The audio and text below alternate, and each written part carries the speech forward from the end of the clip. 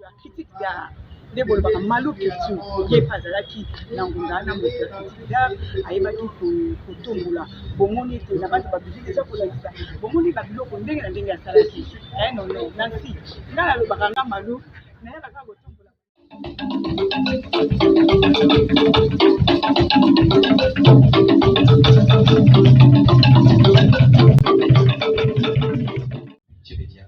Qui est le lieu où nous avons regroupé les collections d'art contemporain à l'échangeur.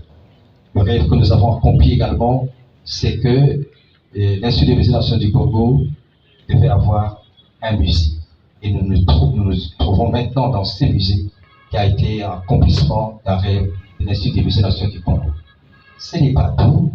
Les musées doivent se développer. L'Institut des musées nationaux du Congo doit se développer. Je me demande si dans la salle, il y a aussi des jeunes de l'Institut des musées nationaux du Congo qui doivent trouver des modèles, et parmi lesquels Badi Banga, dans l'art moderne, dans l'art contemporain, et le modèle de qui nous avons reçu une méthode de travail, des approches et l'amour du travail.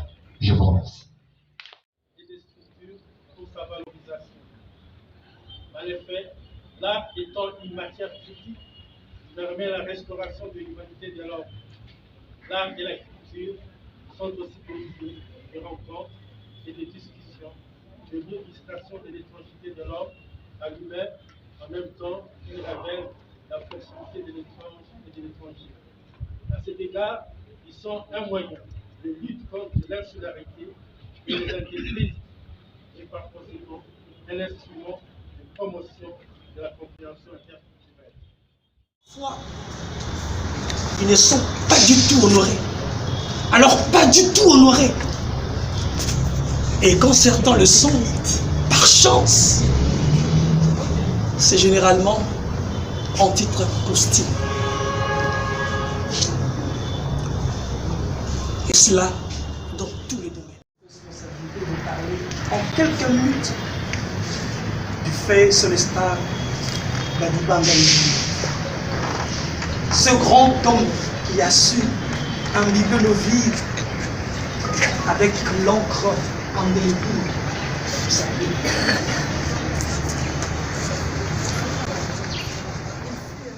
Son incomparable richesse.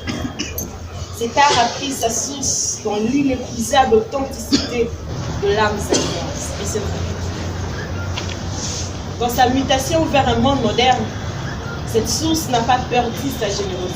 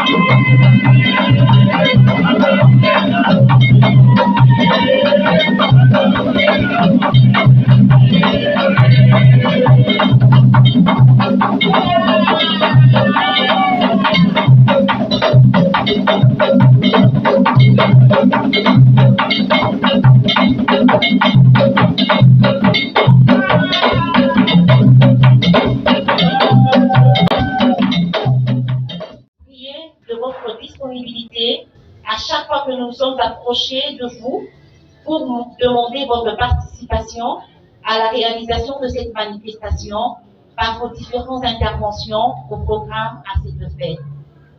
Ceci nous a touchés de savoir que papa a été tant aimé et porté dans le cœur de tous. L'impact de son apport dans le monde culturel restera à jamais gravé dans la mémoire collective. Veuillez trouver au travers de ce mot l'expression de notre gratitude. Que vive à jamais la mémoire de Célestin Badi Banga Némouné, que vive le monde culturel et qu'à jamais son travail continue à illuminer le monde des arts, de la culture pour un avenir radieux dans ce grand pays qui est la République démocratique du Congo. Je vous remercie.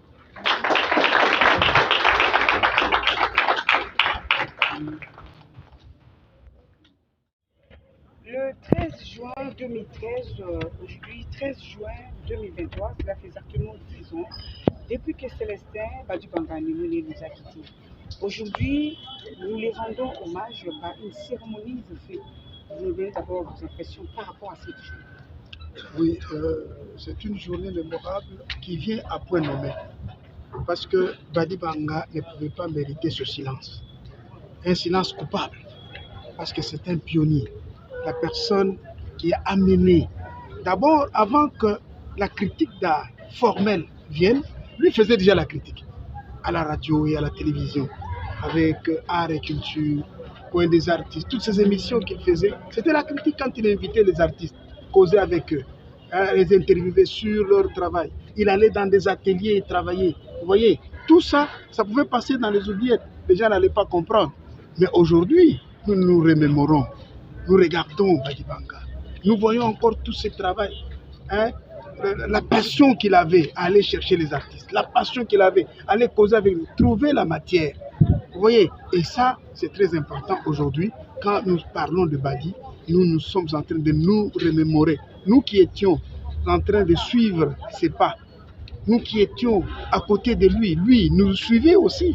Nous avons appris beaucoup de Badi parce que c'était un homme qui était ponctuel, qui était présent, qui était actif, qui était toujours rigoureux, qui avait une distanciation critique à travers tout ce qu'il faisait. Laissez-moi vous poser cette question parce que cela fait exactement 10 ans.